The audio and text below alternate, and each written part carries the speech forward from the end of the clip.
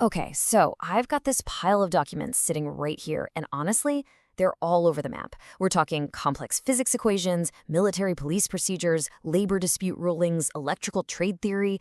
I mean, on the surface, they have absolutely nothing in common. But what if I told you they're all part of a single hidden story? Well, in this explainer, we're going to figure out exactly what that story is. All right, so here's our game plan for putting this puzzle together. First, we'll crack open this puzzle box and just take in the chaos of it all. Then we'll dig into the bedrock of knowledge you need just to get started. After that, we'll chart a course through the complex systems, the gatekeepers, really, then follow the grueling path to mastery. And finally, we'll see what happens when you have to fight for recognition when everything else has failed. Let's dive in. So let's begin with the puzzle pieces themselves. And right away, you can see they look like they come from totally different worlds. One is super academic, another is incredibly bureaucratic, and the third is just deeply practical. And this slide right here really shows you the fundamental clash. On one side, you've got the heavy-duty technical knowledge needed for a trade, understanding things like electromagnetism and complex power systems. But then on the other side, you've got this dense, often frustrating world of legal and regulatory systems that you have to fight your way through just to prove you know your stuff. And that's really the core challenge we're unpacking today. See, it's not enough anymore to just be good at your job. You have to be able to prove your worth in a world that demands both this incredibly deep technical knowledge and an almost superhuman resilience to bureaucracy. So, how does anyone actually master both of these worlds? Well, before you can even begin to think about the red tape, you need the raw knowledge. And as you're about to see, the sheer scope of what's required is, well, it's absolutely staggering. Just take a look at this. The curriculum for a modern expert is a whole universe of information. It's not just one field of study anymore. We're talking about dozens of fields all woven together.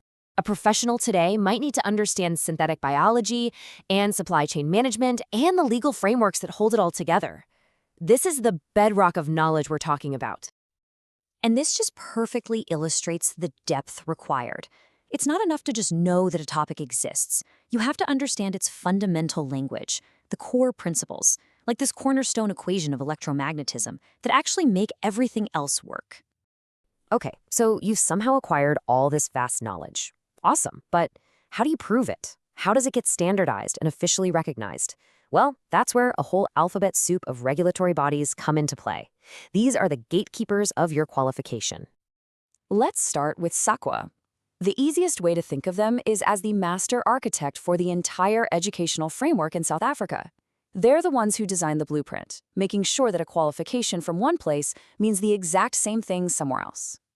Then you've got DHET, the Department of Higher Education and Training. So if SAQA makes the blueprint, DHET is the government body that actually puts it into practice. They're the ones overseeing the colleges and the actual qualifications they hand out. And this table here lays out all the key players. You've got SAQA setting the national framework, DHET overseeing the universities, QCTO focusing specifically on trades, and then CETAs managing skills for specific industries. It is a really complex web, and every single one of these organizations is a gatekeeper you have to get past on your journey to becoming officially qualified. So, with the rules of the game now established, let's map out what the actual journey looks like. And just to be clear, this isn't some weekend course. This is a multi-year odyssey that takes you from the classroom to the workplace and all the way back again. This timeline really shows you that methodical, step-by-step climb. It all starts with the foundational concepts, from N1 to N3, and then it just keeps building, all the way up to advanced specialized topics at the N6 level. And only after all of that, plus real-world practical experience, can you finally earn your diploma. But here's the thing, the theory is only half the battle.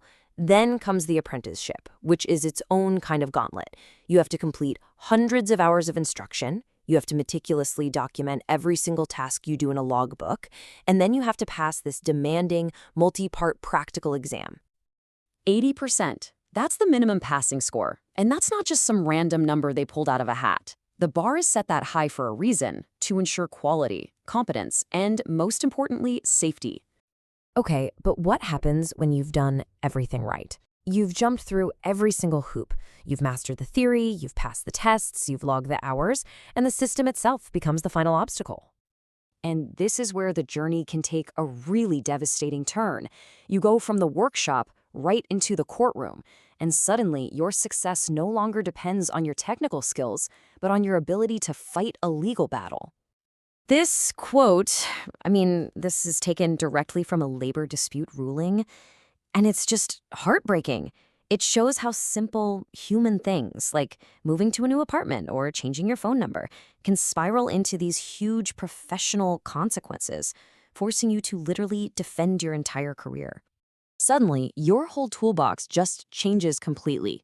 You're not working with wiring diagrams and voltmeters anymore. Now your tools are affidavits, appeals, and dispute resolutions. It's not about your technical skill at this point, it's about building a legal case to prove a competence you've already demonstrated. And this is where it all comes together. That chaotic box of documents we started with, the equations, the certificates, the legal forms, it all gets bundled into one single thing, a portfolio of evidence. It's one person's massive, comprehensive argument for their own expertise. Your entire career is on trial. Ultimately, this whole journey reveals a pretty profound truth about what it means to be a professional today. Becoming an expert is an act of incredible persistence. It demands mastery not just of your trade, but of the complex, sprawling, and sometimes failing systems that govern it. It really is a labyrinth.